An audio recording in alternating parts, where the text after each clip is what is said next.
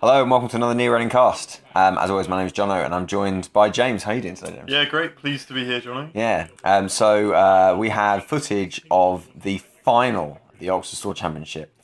So on the left we've got Neil, who is undefeated so far in Elimination, playing his Valencia deck. This is Vapo on the forums, playing his Valencia deck, and we have not yet seen this today, but let's just say it's great fun. Yeah, I'm very excited to see this deck. It's amazing. Really nice piece of deck building. And on the right hand side, we have Seb, who we have seen today, piloting his incredibly deadly Blue Sun, which made, well, let's say, made very short work of Max, Tim's Max deck, as it fought its way out of the loser bracket. Poor old Tim. So, yeah, it'll be quite interesting to see how Valencia plays around this, because, so as the day went on, there was no secret in Seb's deck. Everyone knew exactly how it wins. I feel like this is quite an interesting matchup, because the Valencia ID is one that presents with blackmail one of the real kind of scariest threats to a corp. Yeah, that's it. It sounds dumb, but most corps build decks with ice, which are designed to defend servers. Shocking, yeah. I know, Jono. But it's crazy, but yeah, and you know, one card can take that out of the equation entirely. Meta changing in some ways, I think. Yeah, it was. So the sides are actually mandated. There was no choice involved. Oh, was there not? No, there was not. Interesting. Blue Sun kept their hand, but Valencia mulligans worth mentioning. So after a couple of turns, Blue Sun just set up. Valencia's first turn was a run on Archives. Run on R&D, seeing Caduceus, and then taking 3 credits. So he knows where it's at. He knows that he just needs to this game's very gently build up. Yeah, this is going to turn into a massive money fight. Yes. And be interesting to see. So there's a blackmail. So we know that he's injected to get the blackmail. And that's great, because, I mean, you know that she's going to be running blackmail, but now the threat is alive and kicking in Neil's hand. Now you've got it, yeah. So Seb now has to react to that. And so an incubator, which so we saw a lot of very good incubator use from Joey. So Joey, Reading's own Joey, was also the only other player playing Valencia in this, and we have footage of his games earlier in the tournament. These two decks are not the same though. His Valencia was actually quite different from Neil's. He was very reliant on an all-in like massive medium dig with incubators and blackmail on R&D. He was never making any ice get res. I think we'll see somewhat similar situation from Neil, but yeah, as you say, the decks are very different. They are very different. Yeah. And Virus Breeding Ground as well, which is good. So Seb's continuing to install ice. He's installing 1 ice on each server. That seems pretty reasonable. You don't need a lot of ice, because you're never going to res it. Yeah, you need 1 to force the blackmail use, and that's about it. And obviously restructuring. So one of the benefits of Seb's deck here is it has a sort of built-in solution to blackmail in the form of an oversight AI. That's true. That's true. And any blackmail deck would need to include some kind of solution to it. And I think that Neil's probably running David for that very kind of reason. Yes, I believe he is. I believe we'll see it. So, yeah, a lot of drawing. So, Seb actually took 4 clicks because he's a filthy cheat. Coming out of Oxford. Yeah, they are bad. He took 2 draws. He installed in the root of R&D and in the remote. So, what do you think that is in the root of R&D then? I assume it's a Chrysium. Yeah, that makes sense. I mean, he might expect Eater Keyhole is a thing. I know that that Joey's deck, Valencia deck, which has undergone some changes since the Store Championship, has a kind of Eater Keyhole backup plan. Yes, he's running a singleton Crypsis. So I wouldn't be surprised if that's an option. So I guess you know that you don't have to run anything that isn't advanced in Seb's deck, but here we get an advanced card. Well, yes, so that means that the unadvanced card is an upgrade. So I believe that it's another Chrysium grid. Another Chrysium grid. I think it was a bluff of an Ash. Okay, yeah, so that doesn't actually have any benefit. No, none whatsoever. Yeah. I think it was a pure bluff by Seb. He can always bounce it back to hand, right? He can always res it, bounce it back, put it somewhere else. Yeah, that's true. He can. That is a benefit of Blue Sun. One of the benefits of the amazing Blue Sun identity. So, yeah, Neil's now wondering what to do about this remote. So data folding and his various virus generating things are going to do a lot of kind of slow work. Data folding, I should mention, is a great card. He's gently accruing pressure here. Yeah. But it's too early for him to run this, I think, looking at Seb's credit situation. I think so, yeah. Because he's 9 credits down. If he blackmails, he'll be 8 credits down by the time he gets in.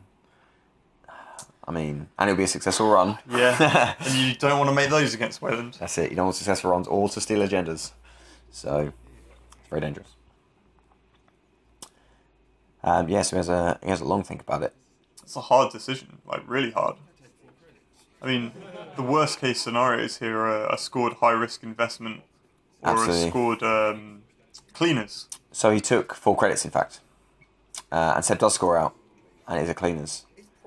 Now, to some extent, I disagree with you. I think scoring a cleaners, I think losing a cleaners here is okay to the corp. I think a high risk investment would have been a disaster, an absolute disaster. Having spoken, I think cleaners is okay. Yeah, having spoken to Seb since, he feels that this was his biggest mistake in this game. That's true. He mentioned at the end that I believe he had a high risk as well. Yeah, he had one in hand, he said, and he chose to score out the cleaners. Yeah. When we were watching this, Brendan immediately turned to me and like sort of had Said a it was whisper. the wrong choice, yeah. And Brendan would know. Anyway, he has got the cleaners and he has taken the lead. It doesn't really solve anything for Valencia. Valencia's still on 0, so... but look at this money that Neil's accrued. And he's that's got it. a massive medium here. He's making a lot of money. Data folding is paying out. Like he's quite happy just taking 4 credits for a turn. In fact, he does it again. How much do you love data folding, Jono? I do like data folding. I mean, it only fits in certain decks. But it fits in this deck really well. He's very low on programs and to give away his deck a little bit, as we'll see as the video goes on. He has progenitors and he has gins. So he can host a lot of programs and not take up memories. I think he often ends up with only like 1 memory unit being used, which means that the data folding just never turns off. He builds deck very well to make maximum use of data folding because it is very, very good as an economy. He's an excellent deck builder. So an upgrade in HQ, what do you reckon? In fact, it is Research Station, I was about to say. Shocker. Yeah, because we saw that in the previous video. So he doesn't want to throw away cards. He wants to keep them all, keep his options. I think Research Station is really good. I can't believe that no one had kind of realised how useful it would be for this kind of a kill deck until recently. Yeah. Or certainly around here anyway. So obviously data folding and viruses kick in for Neil. So this was a Jin, so that's now 2 MU used, but obviously data folding is still fine. And this is really important for Vapo's deck because quite a lot of it is now virus based. And he can tutor it with Jin. Yeah, exactly. That's right. And he has the money to do it and the time. He's getting the drip money from the data folding. And Katie's going to do great work for. Oh yeah. Because when he's worried that he's going to steal an agenda and have no money, he can clear Katie and barrel in, and he'll probably be 20 credits up. Yet another situation where snatch and grab is awesome, Johnny. Yes. Slayer of Katie's everywhere. Yeah. Nice alt art Katie there. So purge from Seb. I think that's well timed. Yeah. With Incubator and Jin, you need to respect that at any moment you could have Jin for medium, install medium, Incubator, blackmail or something, yeah, blackmail, and have R&D. a whole load of cards go away. Brutal. It's questionable about whether that would have happened because he could steal an agenda and then die. He could take government takeover and then be punitive or something. I mean, he's Seb's got more, down on money. So again, one of the benefits of this blackmail style deck is Seb's never resing any ice, which means he never has the ability to kind of sink his credits into it and then build them back up. It also means he's never spending money on ice. That's true. Yeah, that's a good point.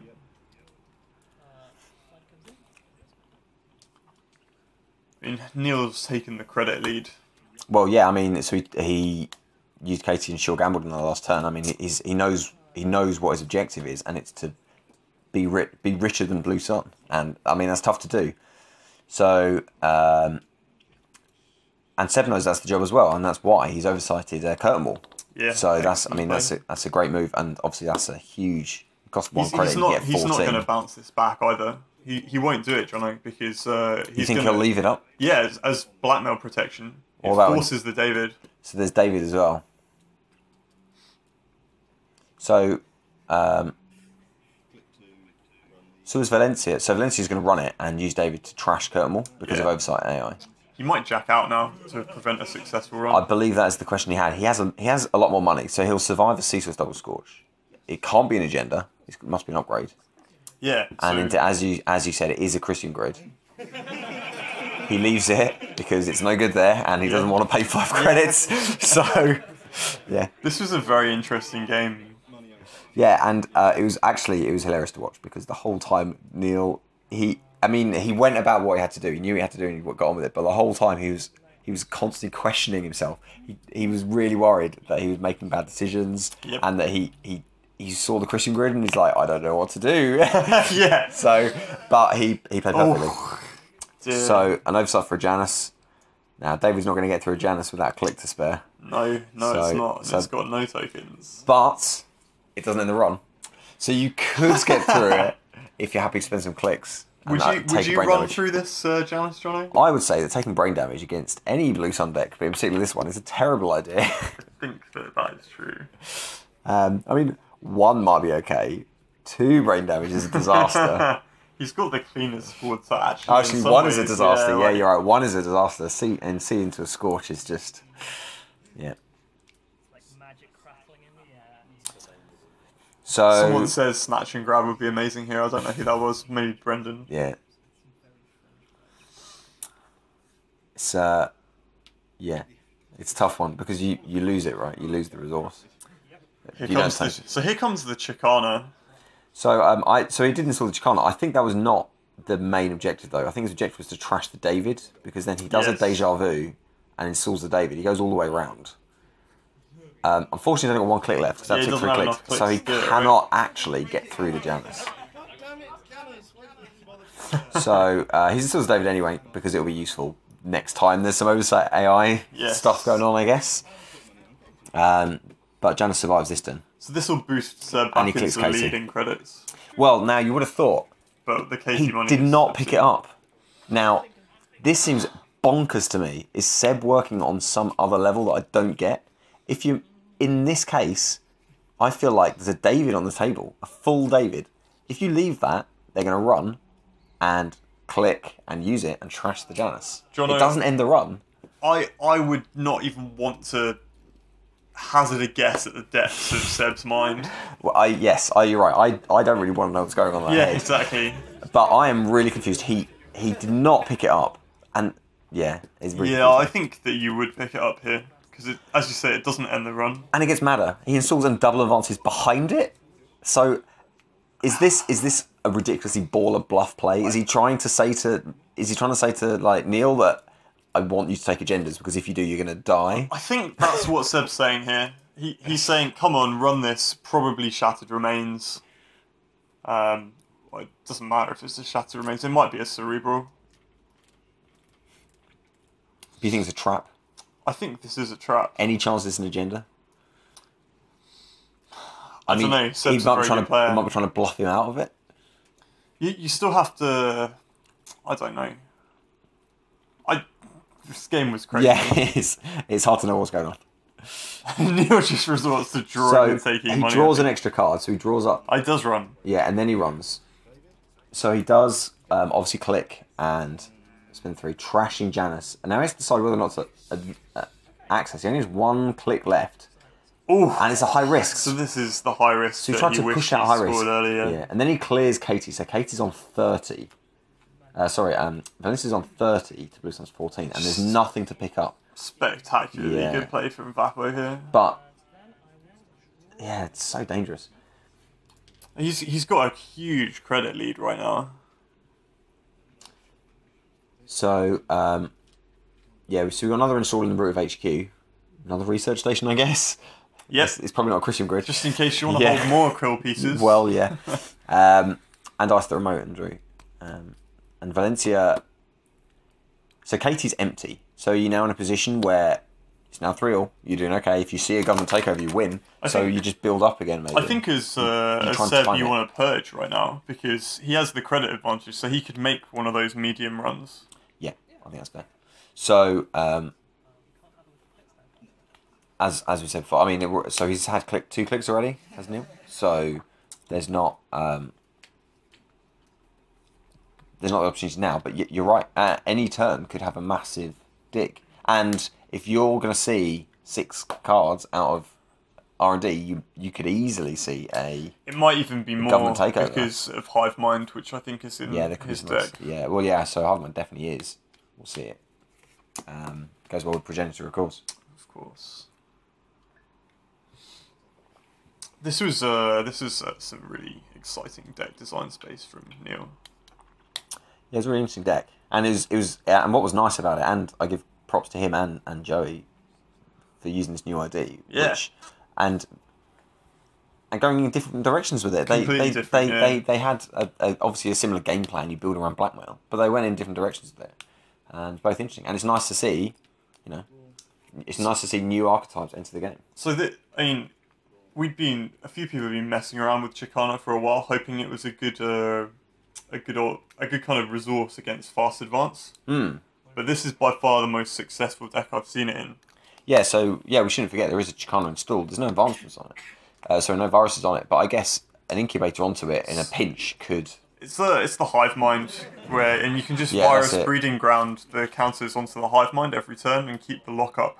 Yeah. And it really put the screws on it on NEH decks this day in particular. I think that was why Neil developed it in the end. Anti-NEH? Yeah. Makes sense. Because it was prevalent, and still is, and it was prevalent then. It just happens to also have quite strong matchups against Glacier due to blackmail.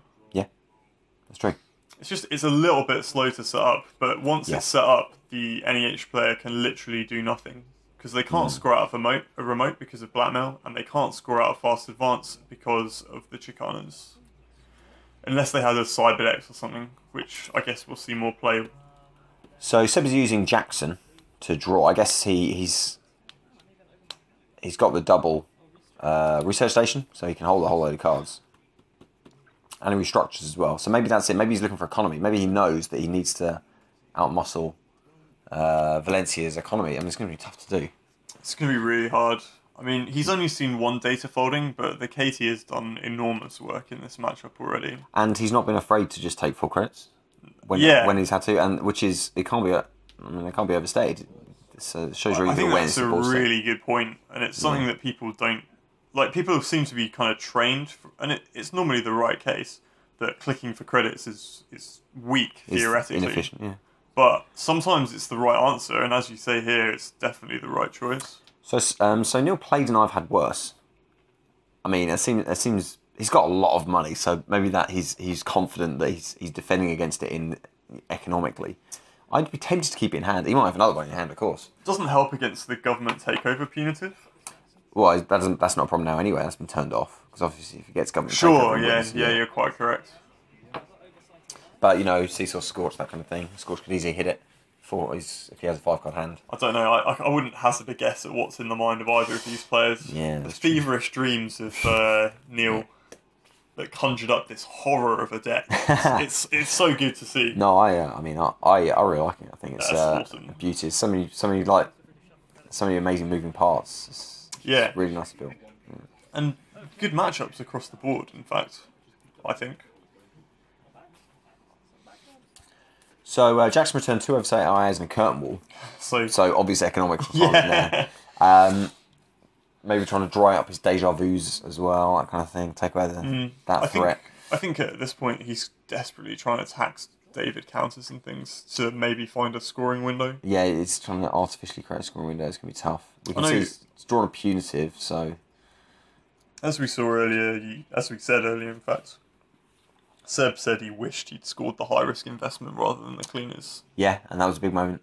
Yeah, it was the key moment. But he may have thought it was going to be stolen. So maybe he'd rather give up the cleaners. I wonder whether... it's the end of the day. It's getting dark. Yeah. You're getting hungry. Yeah. You've played a lot of Netrunner. Both these players did fantastically well to get this far. Yeah, and Seb as well obviously played his way through the loser bracket. So Neil played more games. Well, Neil had an hour break before this game as well because he had to wait for the loser bracket to catch up. I think he got a bit of food, had a bit of a smoke, generally chilled out. Yeah, got a little bit of downtime, which is the winner's prerogative. That's it. Yeah, that's what you play for. Yeah. So the virus breeding grounds. Yeah, more tough decisions from Valencia. So he plays another I've had worse. So at this point, he probably thinks that if he's going to die, it's going to, he's got the money. He's got the money to pay it off, So, but it's also Progenitor. I think this is here's like, here's right behind the moment of truth. So, so he's got 3 on the incubator, so he clicks Katie first. So he's got the opportunity to put a lot of counters onto this hive mind straight away. Yeah. So you'd have to think he's got a medium and blackmail in hand, maybe, or maybe a nerve agent, or I think Neil really rates nerve agent a lot more than quite a lot of other players. And it's amazing here where you can. Well, Seb's drawn a lot of cards, and install almost nothing. So, So what you can do is incubator the hive mind, install a nerve agent, blackmail HQ, and see pretty much their entire hand. Yeah, that's it. That's it. Which is what I think Neil had this plan for quite a while, but he was terrified. He'd only get 3 points and spend all his money. No, I think he was terrified of snares, Johno, your favourite card. What, in Blue Sun? Yeah. Wow, that is surprising. Because if you see all the cards tags, in HQ... Well, has he seen... I guess you haven't seen a lot of influence? I don't think you've almost seen none, right? You've seen Jackson, and that's not seeing influence. Yeah, that's not. So this is obviously the plan. He's oversighted AI behind another piece of ice. That means to trash this one, he's going to have He's seen Sea Source as well, right? Yeah, so to trash this ice, he's going to have to use a blackmail. Yep. So he oversight AIs and advances the thing behind it. I feel like you do those in different turns, maybe. I don't know. Like you're trying to draw out the blackmail, not to get an agenda. This deck is mad. Yeah. I don't know. The intricacies of this level of play for what's going on is tremendous. And on top of this, Seb is having to deal with something that's come out completely from left field. He doesn't know what's going on at all. He'll be well set up against common decks because he'll know what to expect, but he's got to play this by ear, so that's a real challenge. It's hard in the final games and in contrast, Neil will have a very good idea what to expect out of this Blue Sun deck. And that's worth stating as well. Neil's from Birmingham. He plays in an exceptionally strong metagame around there. And one of the guys that's up there, called, I think his name's Donald, plays a lot of like super modernism Wayland. So Neil's fully aware of having to play around Scorch and all this kind of stuff. The David did indeed go all the way around, and we did get a blackmail on this remote to trash the curtain wall. He's trying to decide whether or not to access now, and he does. And it was a Shattered Remains. What a bluff. So he's trying to bait him. There's no hardware on the board though. Yeah, no, it actually has no effect, so he doesn't trigger it. Yeah. He just lets him trash it. But it's really strange. But he has 14 credit advantage, so even though there's a successful run, you still think he's safe. So much money on Katie though. That's true, and he can get that back. It's true. It's a blackmail on click 4. So imagine if that had been a Ghost Branch, maybe. Ghost Branch, John. It's coming back. No, it's not. It's terrible. Yeah. So Blue Sun just installs another card in the remote and takes 2 credits. So maybe this one is the agenda, perhaps. He was trying to bait out the blackmail. Maybe it feels like he's done it. I think you always have to respect the deja vu blackmail. Okay, so that's what Joey's taught me. So it looks like stuff's happening now. So he's using Jin on click 1.